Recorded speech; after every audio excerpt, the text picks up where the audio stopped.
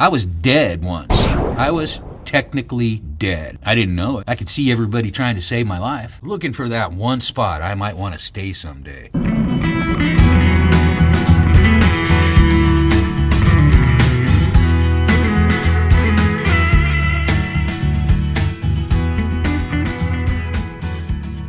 But you know, the more I travel, and I've been doing it for a long time, I can't find that one spot that I want to stay. And there's a lot of reasons for that.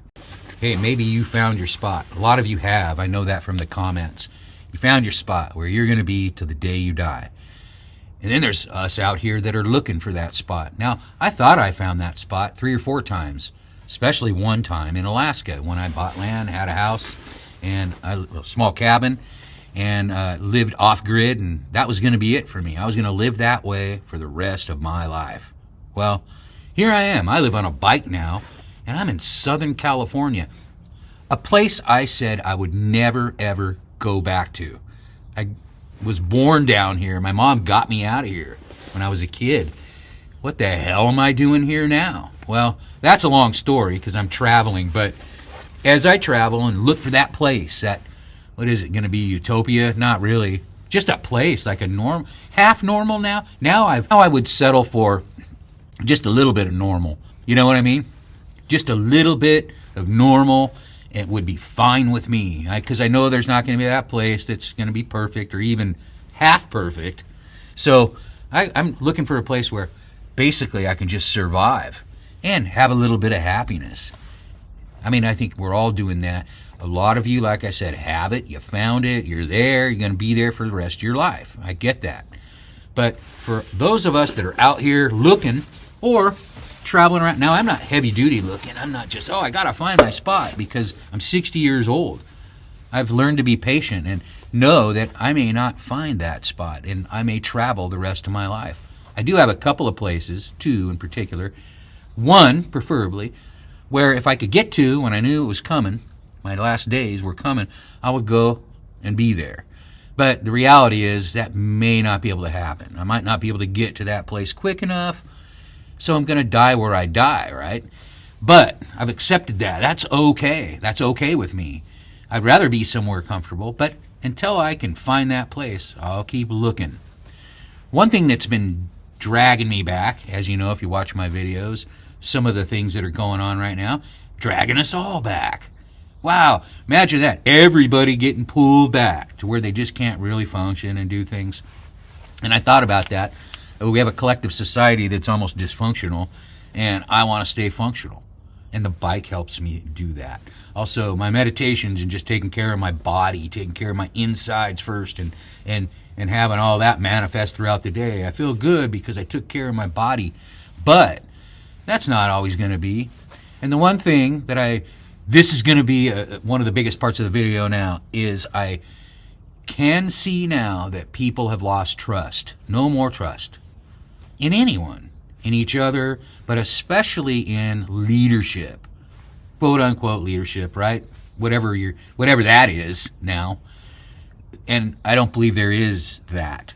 It's awfully strange. And the thing to remember here, like my Lama said to me, my Tibetan Lama friend, he said, be calm. The best thing I can do is stay calm.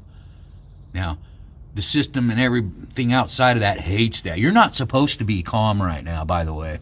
If you're calm, there is something wrong with you. So staying calm is kind of like is a weird thing to people. Well, I am weird as hell because I'm going to stay calm. And it kind of pisses people off when I stay calm, when the shit's hitting the fan, because I don't really have a choice. I know that the other way doesn't work. So I have to be calm. I have to stay in my calm, my inner calm.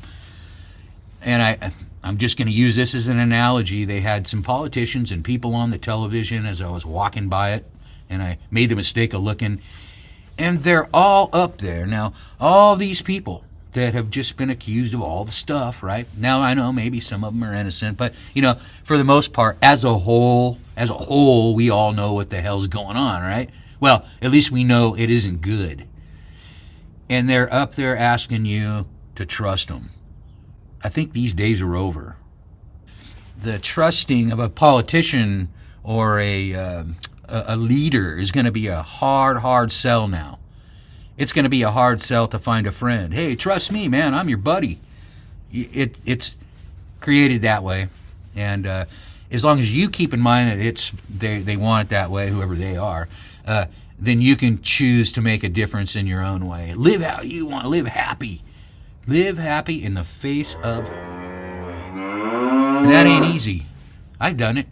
I was dead once. I was technically dead. I didn't know it. I could see everybody trying to save my life. But after that, nothing else mattered except for taking care of my family and my friends and the people around me and doing good things and leaving a good vibration. That's all that mattered anymore. Imagine that. So when I get bad comments, I feel bad for people that are so angry. People are hurting. That's just, to me, that's just a sign of a person in the pain body. If your stomach doesn't feel good because you don't take care of yourself and you're pissed off all the time, and you manifest that to everybody. And that's what you get back, right? That's what you get back. Let's have fun. Let's make the rest of our time here fun and worth it and good. People, a lot of the world doesn't like good now. Well, shine the good, shine the light. Thanks for watching. Please like and subscribe. We're going to keep shining.